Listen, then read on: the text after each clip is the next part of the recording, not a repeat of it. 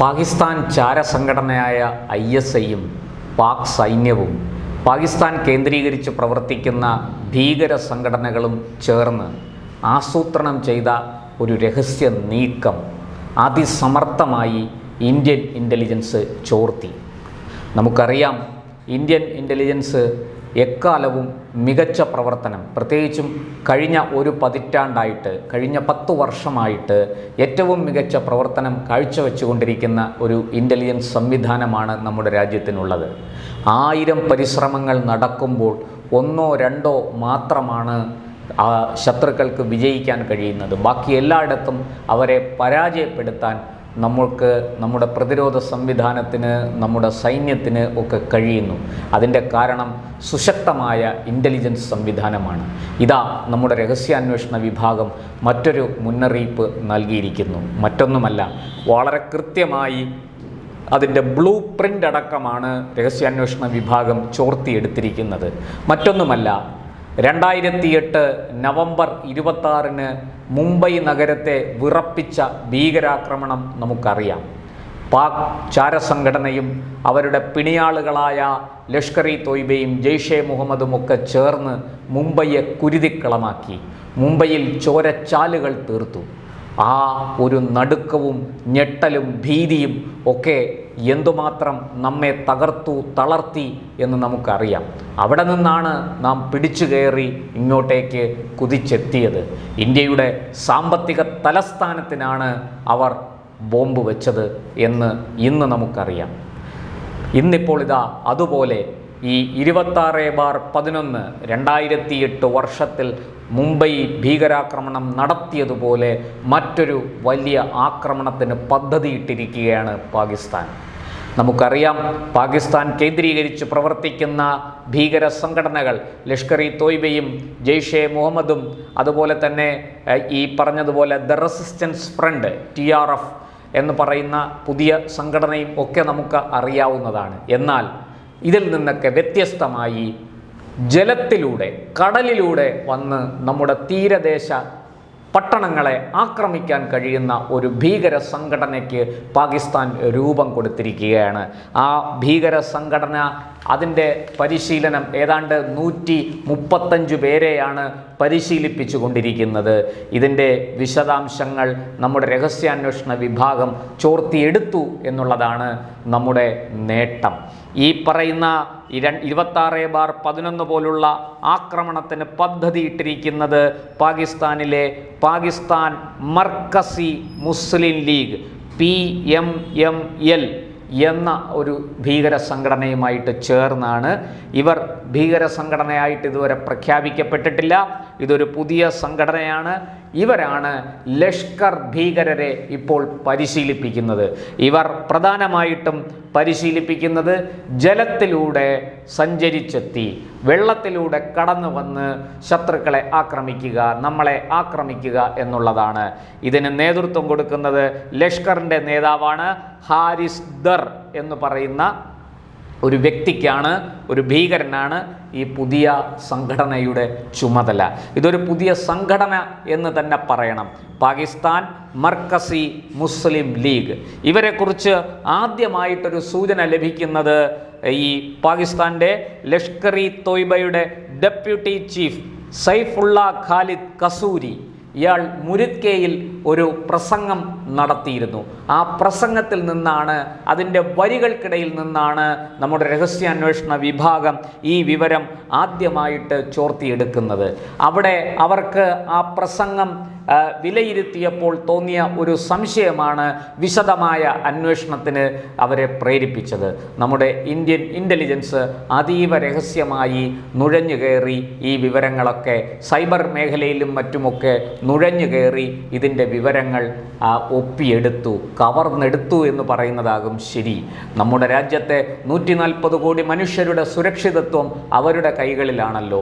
ആ രഹസ്യാന്വേഷണ വിഭാഗം ഊണുമുറക്കവും കളഞ്ഞ് നമ്മുടെ രാജ്യത്തിന് വേണ്ടി പ്രവർത്തിച്ചു കൊണ്ടിരിക്കുന്നു. ഇതാ അവരുടെ കിരീടത്തിൽ ഒരു പൊൻതൂവൽ കൂടി, മറ്റൊരു വലിയ ആക്രമണ പദ്ധതി കൂടിയാണ് ഇത്തരത്തിൽ ചോർത്തിയെടുത്തത്. അതുകൊണ്ട് തന്നെ നമ്മുടെ ദേശീയ സുരക്ഷാ ഉപദേഷ്ടാവ് അജിത് ഡോവൽ പ്രതിരോധ മേഖലയിലെ വിദഗ്ധരുമായിട്ട്, സൈനിക മേധാവിമാരുമായിട്ട്, പ്രതിരോധ മന്ത്രിയുമായിട്ട് ഒക്കെ ഈ രഹസ്യമായി ചർച്ച നടത്തി എന്ന വിവരവും ഏതാണ്ട് പുറത്തു വരുന്നുണ്ട്. ഈ ആക്രമണ പദ്ധതിയെ തടയാൻ വേണ്ടുന്ന മുൻകരുതലുകളെല്ലാം ഇന്ത്യൻ സൈന്യം, നമ്മുടെ നേവി, അതുപോലെ എയർഫോഴ്സ്, അതുപോലെ ആർമി ഇവരെല്ലാവരും സ്വീകരിച്ചു കഴിഞ്ഞു. ഏതാക്രമണത്തെയും നേരിടാൻ നമ്മൾ സജ്ജരാണ് എന്ന് സൈനിക മേധാവിമാർ പ്രധാനമന്ത്രിക്കടക്കം ഉറപ്പ് കൊടുത്തിട്ടുണ്ട്. നമ്മുടെ സൈന്യത്തിൻ്റെ കഴിവിൽ നമുക്ക് അശേഷവും സംശയമില്ല. അതെന്താണെന്ന് ഓപ്പറേഷൻ സിന്ദൂരിൽ നമ്മൾ തിരിച്ചറിഞ്ഞതാണ്. 2025 ആകാശയുദ്ധത്തിൻ്റെ വർഷമായിരിക്കുമെന്നും ആകാശം പാകിസ്ഥാൻ കീഴടക്കുമെന്നും എന്നൊക്കെ ആയിരുന്നു വ്യാഖ്യാനം. പക്ഷേ എന്താണ് സംഭവിച്ചതെന്ന് നമ്മൾ കണ്ടു. ഓപ്പറേഷൻ സിന്ദൂർ ആരംഭിച്ച് 72 മണിക്കൂർ പിടിച്ചു നിൽക്കാൻ കഴിയാത്ത പാകിസ്ഥാൻ ലേലുവല്ലു പറഞ്ഞ് ഇന്ത്യയുടെ ഡയറക്ടർ ജനറൽ ഓഫ് മിലിറ്ററി ഓപ്പറേഷൻ്റെ കാല് പിടിക്കുന്ന കാഴ്ച ലോകം കണ്ടു. അമേരിക്കയെ കൊണ്ട് സമ്മർദ്ദം ചെലുത്താൻ ശ്രമിച്ചു പാകിസ്ഥാൻ, വിജയിച്ചില്ല. അമേരിക്കയുടെ, ട്രംപിൻ്റെ ഭീഷണിയും മുന്നറിയിപ്പുകളുമൊന്നും ഇന്ത്യ അല്പം പോലും വില കൊടുക്കാതെ തള്ളിക്കളഞ്ഞു. ഒടുവിൽ പാകിസ്ഥാൻ്റെ DGMOയ്ക്ക് കരഞ്ഞു കാല് പിടിച്ച് അപേക്ഷിക്കേണ്ടി വന്നു താൽക്കാലിക വെടിനിർത്തലിന് വേണ്ടി. ആകാശം 2025 ഞങ്ങൾ കീഴടക്കും എന്ന വെല്ലുവിളിക്ക് ഇന്ത്യ മറുപടി കൊടുത്തത് 12 പാക് വ്യോമതാവളങ്ങൾ നശിപ്പിച്ചുകൊണ്ടായിരുന്നു. അതിൻ്റെ ചരിത്രവും അതിൻ്റെ കഥയും അതിൻ്റെ വിശദാംശങ്ങളിലേക്കും ഞാൻ പോകുന്നില്ല. ഇപ്പോൾ ഈ 135 പേരെ ഈ പറഞ്ഞതുപോലെ തിരഞ്ഞെടുക്കപ്പെട്ട ലഷ്കർ ഭീകരരെ പാകിസ്ഥാൻ മർക്കസി മുസ്ലിം ലീഗിൻ്റെ നേതൃത്വത്തിൽ പരിശീലിപ്പിച്ചു വരുന്നു. അത് വാട്ടർ ഫോഴ്സ് എന്നാണ് അതിന് പേരിട്ടിരിക്കുന്നത്. ഇവരെ റിക്രൂട്ട് ചെയ്തിരിക്കുന്നത് വാട്ടർ ഫോഴ്സിലേക്കാണ്. അതായത് 2025 ആകാശം കീഴടക്കാനുള്ള വർഷമാണെങ്കിൽ 2026 കടൽ, സമുദ്രം കീഴടക്കാനുള്ള വർഷമാണെന്നാണ് അവർ പറഞ്ഞു പരത്തുന്നത്. നമുക്കറിയാം ആകാശം കീഴടക്കിയവരുടെ ഗതി എന്തായെന്ന്. ഇനി വെള്ളം കീഴടക്കാൻ വരുന്നവർ വെള്ളത്തിലായി പോകും എന്ന കാര്യവും തീർച്ചയാണ്. എന്തായാലും ഇവരുടെ ഈ പദ്ധതി എന്താണെന്നും കൂടി ഞാൻ പറയാം. അതും കൂടി കേട്ടാലേ നമുക്ക് പൂർണ്ണമായിട്ടും ഇത് മനസ്സിലാവുകയുള്ളൂ. തിരഞ്ഞെടുക്കപ്പെട്ട 135 ലഷ്കർ ഭീകരരെ നീന്തൽ, സ്കൂബ ഡൈവിംഗ്, ഹൈസ്പീഡ് ബോട്ട് കൈകാര്യം ചെയ്യൽ, വെള്ളത്തിനടിയിൽ നിന്ന് വിവിധ ആക്രമണങ്ങൾ നടത്തുക, സോഷ്യൽ മീഡിയ ഓപ്പറേഷനുകൾ അടക്കമുള്ള വിഷയങ്ങളിലാണ് പരിശീലനം നൽകുന്നത്. അതായത് ജലമാർഗത്തിൽ, ജലത്തിൽ നിന്ന് യുദ്ധം ചെയ്യുക, ജലത്തിൽ വസിച്ചുകൊണ്ട് യുദ്ധം ചെയ്യുക, ജലത്തിൽ വസിച്ചുകൊണ്ട് ഭീകരാക്രമണം നടത്തുക, ഇതാണ് അവരുടെ പദ്ധതി. ഞാൻ ആദ്യമേ പറഞ്ഞു, അതിനു വേണ്ടിയിട്ടാണ് അവർ ഈ വാട്ടർ ഫോഴ്സിന് 135 പേരെ തിരഞ്ഞെടുത്ത് വാട്ടർ ഫോഴ്സിന് രൂപം കൊടുത്തിരിക്കുന്നത്, അവർക്ക് പരിശീലനം നൽകുന്നത്. പരിശീലനം ഏതാണ്ട് പൂർത്തിയായി എന്നാണ് ലഭിക്കുന്ന വിവരം. ഇത് സംബന്ധിച്ച് ചില ചിത്രങ്ങളും ലഷ്കറിൽ നിന്ന് ഇതിൻ്റെ ചില ദൃശ്യങ്ങളും ഇവരെ പരിശീലിപ്പിക്കുന്നതടക്കമുള്ള ദൃശ്യങ്ങളും നമ്മുടെ രഹസ്യാന്വേഷണ വിഭാഗത്തിന് ചോർത്തിയെടുക്കാൻ കഴിഞ്ഞു എന്നും ഒരു സൂചനയുണ്ട്. എന്തായാലും ഇത് സംബന്ധിച്ച് ചില വാർത്തകൾ പുറത്തു വന്നിട്ടുണ്ട്. ദേശീയ മാധ്യമങ്ങൾ ഇത് സംബന്ധിച്ച് ചില മുന്നറിയിപ്പുകളും സൂചനകളും നൽകി വാർത്തകൾ പ്രസിദ്ധീകരിച്ചിട്ടുണ്ട്. അതുകൊണ്ട് ഈ വാട്ടർ ഫോഴ്സിനെ കരുതിയിരിക്കുക എന്നുള്ളതാണ് നമുക്ക് നമ്മുടെ സൈന്യത്തിന് ലഭിച്ചിരിക്കുന്ന നിർദ്ദേശം. നമ്മുടെ കേന്ദ്ര സർക്കാരും പ്രതിരോധ മന്ത്രാലയവും ഉറങ്ങുകയല്ല, അവർ ഉണർന്നിരിക്കുകയാണ് 24 മണിക്കൂറും രാപകൽ ഭേദമന്യേ. അവരുടെ ആ കണ്ണിൽ എണ്ണയൊഴിച്ചുള്ള ആ സൂക്ഷ്മത, ആ ജാഗ്രത, അതാണ് നമ്മുടെ രാജ്യത്തിൻ്റെ കരുത്ത്. നമ്മുടെ രാജ്യത്തേക്ക് ഒരു ഭീകരനും നുഴഞ്ഞു കയറാൻ കഴിയാതെ പോകുന്നത് അതുകൊണ്ടുകൂടിയാണ്. നമ്മുടെ സൈന്യത്തിൻ്റെ ഈ മഹത്തായ സേവനത്തെ നന്ദി പറഞ്ഞ് അതിൻ്റെ വില കുറച്ചു കളയുന്നില്ല. അവർ തികഞ്ഞ രാഷ്ട്രഭക്തരാണ്, രാഷ്ട്രസ്നേഹികളാണ്. അതുകൊണ്ട് തന്നെ ഈ 140 കോടി മനുഷ്യർക്ക് ഈ ഇന്ത്യ ഉപഭൂഖണ്ഡത്തിനുള്ളിൽ സ്വസ്ഥമായി, സമാധാനമായി, ശാന്തിയോടെ ഉറങ്ങാം. ആരും അവരെ ഒന്നും ചെയ്യില്ല. അതിനുള്ള ധൈര്യം ആർക്കുമില്ല. കാരണം കരുത്തുറ്റ സൈന്യം നമുക്ക് നമുക്ക് കാവലുണ്ട്. ഈ കരുത്തുറ്റ സേന നമ്മെ രക്ഷിച്ചു കൊണ്ടിരിക്കുന്നു. ഒപ്പം അവരെ നയിക്കാൻ അജിത് ഡോവലിനെ പോലെയുള്ള മഹാന്മാരും രാജ്യസ്നേഹികളുമായ ഉന്നത പദവികളിൽ വിരാജിക്കുന്നവരും അവരുടെ ബുദ്ധിയും കൗശലവും സാമർഥ്യവും നമ്മൾ പലകുറി കണ്ടതാണ്. ഞാൻ കൂടുതൽ ഇതിനെക്കുറിച്ച്, ഈ വാർത്തയെക്കുറിച്ച് വിശദീകരിക്കുന്നില്ല. കാരണം ഇതൊക്കെ നമ്മൾ ഒരല്പമൊക്കെ രഹസ്യമായിട്ട് സൂക്ഷിക്കണം. ഞാൻ ഈ പുറത്തു പറഞ്ഞത് ലഭിച്ച, ഒരു പക്ഷേ ഇന്ത്യൻ രഹസ്യാന്വേഷണ വിഭാഗത്തിന് ലഭിച്ച വിവരങ്ങളുടെ 100-1 പോലും ആയിരിക്കില്ല. ഈ അവരുടെ നീക്കം A to Z സമ്പൂർണമായിട്ടും പിടിച്ചെടുത്തിട്ടുണ്ടാകും നമ്മുടെ രഹസ്യാന്വേഷണ വിഭാഗം. കാരണം അവർ അത്ര മികവുറ്റവരാണ്, കഴിവുള്ളവരാണ്.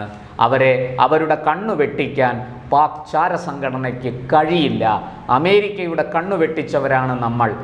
നമ്മുടെ കണ്ണു വെട്ടിക്കാൻ പാകിസ്ഥാൻ വളർന്നിട്ടില്ല എന്നുള്ളതാണ് സത്യം.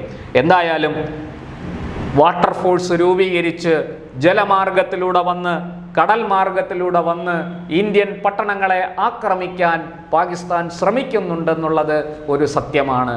തീരദേശ സുരക്ഷ നാം കൂടുതൽ ശക്തിപ്പെടുത്തണം. കേവലം സർക്കാരിനെ മാത്രം ഇത് ഏൽപ്പിച്ചിട്ട്, അല്ലെങ്കിൽ നമ്മുടെ സൈനികരെ മാത്രം ഇത് ഏൽപ്പിച്ചിട്ട് കയ്യം കെട്ടി ഇരിക്കുകയല്ല വേണ്ടത്. മറിച്ച് നമ്മുടെ ഓരോ പൗരനും നമ്മുടെ രാജ്യത്തെ ഒരു തരി മണ്ണ് പോലും വിട്ടുകൊടുക്കില്ല. ശത്രുക്കൾക്ക് ഇവിടെ കടന്നു കയറാൻ കഴിയില്ല, കാലൂന്നാൻ അവരെ അനുവദിക്കില്ല എന്ന പ്രതിജ്ഞയാണ് നമ്മുടെ രാജ്യത്തെ ഓരോ പൗരന്മാരും എടുക്കേണ്ടത്. ഈ മണ്ണ് നമ്മുടേതാണ്. ഈ മണ്ണ് വിട്ടുപോകാൻ നമുക്ക് കഴിയില്ല. ഈ മണ്ണിനെ സ്വന്തം ജീവൻ കൊടുത്തും നമ്മൾ സംരക്ഷിക്കും എന്ന ദൃഢപ്രതിജ്ഞ എടുത്തവരാണ് നാം ഏവരും. നമ്മുടെ റിപ്പബ്ലിക് ഡേ വരുന്നു, ജനുവരി 26. അതുകൊണ്ട് തന്നെ ഇത്തരത്തിലുള്ള ആക്രമണങ്ങൾക്ക് വലിയ സാധ്യതയുണ്ട് എന്നെല്ലാവർക്കും അറിയാം. എന്തായാലും നാം കരുതിയിരിക്കുക. ഓരോ പൗരന്മാരും രാജ്യസുരക്ഷയ്ക്ക് സ്വന്തം ജീവനേക്കാളേറെ പ്രാധാന്യം കൊടുത്തുകൊണ്ട് ഈ ശ്രദ്ധ ചെലുത്തണം. അതിസൂക്ഷ്മമായി തീരദേശങ്ങൾ നിരീക്ഷണത്തിൽ വയ്ക്കണം. അസ്വാഭാവികമായ എന്ത് കണ്ടാലും ഉടൻ തന്നെ അധികൃതരെ വിവരമറിയിക്കണം. പ്രത്യേകിച്ചും മത്സ്യത്തൊഴിലാളികൾ, അവരാണ് കടലിൽ പോകുന്നത് മത്സ്യബന്ധനത്തിനായിട്ട്. അവർക്ക് കടലിലെ ഓരോ സൂക്ഷ്മ ചലനങ്ങളും അറിയാൻ സാധിക്കും. അപരിചിതമായ യാനങ്ങൾ, ബോട്ടുകൾ, കപ്പലുകൾ, വഞ്ചികൾ എന്ത് കണ്ടാലും ശരി അപ്പോൾ തന്നെ വിവരം കരയിൽ അറിയിക്കണം. അതിനുള്ള സംവിധാനമുണ്ട്.